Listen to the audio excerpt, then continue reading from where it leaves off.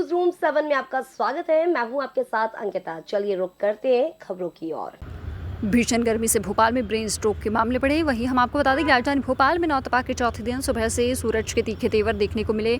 भीषण लू का ऑरेंज अलर्ट मौसम ने जारी किया। वहीं भीषण गर्मी का असर लोगों की सेहत पर भी देखा जा रहा है। बीते 2 दिन में शहर के अलग अलग अस्पतालों में 18 से 20 मरीजों में ब्रेन स्ट्रोक के मरीज आए। वहीं राजधानी भोपाल के जेपी हॉस्पिटल के अधीक्षक राकेश श्रीवास्तव ने हमारे संवाददाता सऊद सिद्दीकी से खास बातचीत की, जिनमें अधीक्षक ने बताया कि गर्मी के मौसम में ब्रेन स्ट्रोक के कैसे बढ़ जाते हैं, लोगों को चाहिए कि एहतियात करें।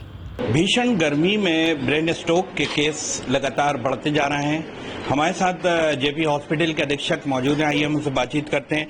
सर, लगातार गर्मी के कारण ब्रेन स्ट्रोक के केस बढ़ रहे हैं, इन पे किस तरह से मतलब रोकथाम की जा सकती है? गर्मी में डिहाइड्रेशन होने की संभावना ज़्यादा रहती है। जो स्पेशली जो बुजुर्ग लोग रहते हैं, जो धूप में निकलते हैं और पानी कम पीते हैं, तो पानी कम पीना या कोई उल्टी दस्त हो जाए तो संभावना बढ़ती है कि इसमें ब्लड में कुछ इलेक्ट्रोलाइट इम्बैलेंस हो, उससे फिर आगे जाके कुछ संभावना बढ़ती है। ब्लड प्रेशर, डायबिटीज़ के मरीज होते हैं तो उनको संभावना ब्रेन स्ट्रोक की, हार्ट डिसीज़ की, डायबिटीज़ की, इलेक्ट्रोलाइट इम्बैलेंस, डिहाइड्रेशन, इस तरह की बीमारियां होने की संभावना रहती है। तो बुजुर्ग लोगों को, बच्चों को बहुत सावधानी रखने की ज़रूरत रहती है कि बहुत तेज़ धूप में ना निकलें। अगर अति आवश्यक हो तो ही निकलें, तो छाता लगाएं, सूती कपड़े पहनें और पानी पी के और खाना पूरा खा के ही निकलें। कई बार खाली पेट निकल जाते हैं किसी आवश्यक कार्य के लिए, तो वो बहुत ज़रूरी है कि पूरा खाना पेट में हो, पानी हो। और जिस तरह मौसमी फल होते हैं, खरबूज, तरबूज, कैरी का पना, इलेक्ट्रोलाइट्स होते हैं जिसमें पानी, उस तरह की चीज़ें लेना चाहिए।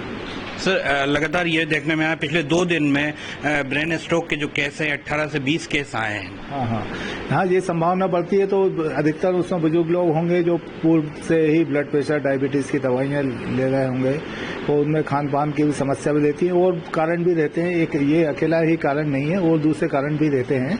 तो चिंता करने की ज़रूरत नहीं है, घबराने की ज़रूरत नहीं है। दवाइयाँ समय पे लें और अगर कोई प्रॉब्लम होती है, जैसे डिहाइड्रेशन की कोई समस्या रहती है, सिर दर्द होता है, बुखार होता है, तो इमीडिएट किसी चिकित्सक को दिखाना चाहिए। हमारे यहाँ सरकार ने पूरी सुविधा इस तरह की दी हुई है, सब दवाइयाँ उपलब्ध हैं और हम लोगों ने विशेष रूप से इसके लिए निर्देश भी जारी करे गए हैं सरकार की तरफ से। तो सावधानी रखने की ज़रूरत है।